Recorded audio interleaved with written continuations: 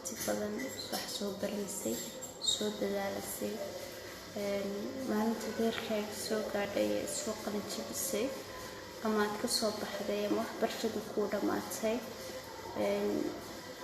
in hadan caqabado kale ay ka hor yimaadaan oo ay kamid yihiin sida hadda corona kale dadku ku dhacay runtii oo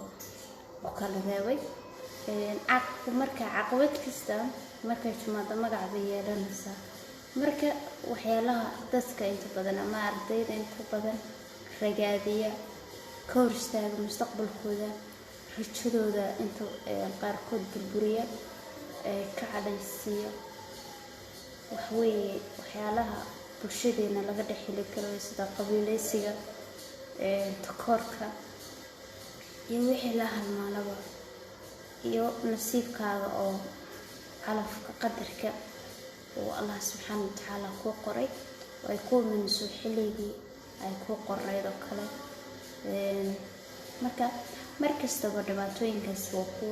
la soo dirsa dhalinyarada qaarkood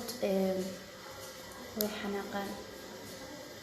qaarkood waxay isku cilkaan maxaad wax baranaysay maxaad wax ogsan weyday maxaad meelo kale u aad weyday maxaad wax kale u baran weyday qaarkood waxay canaantaan waalidkooda qaarkood waxay canaantaan waqtiga iyo qadarka qaarkood marka qaar waxay ku qofaan diinta islaamka marka intaas oo dhanba maxaa adiga ka xijinaya waxaa jira waxyaalo adiga ka xijinaya xuduudkaaga kugu ahaysiinaya ama xuduudkaaga aadan ku dhaafin kow horta waa inaad iimaan yeelato Allah subhanahu wa ta'ala inaad aamintaa inuu Allah subhanahu wa ta'ala maalintii nafta lagu geliyo la qoray wax xalaal waxaad cunaysid wax xalaal waxaad qoodanaysid wax xalaal waxaad ahaanaysid wax alaala wixii ku helay kugu dhacayo musiiba iyo wax kastoo dheefaad gurinaysid dunida ka gurinaysid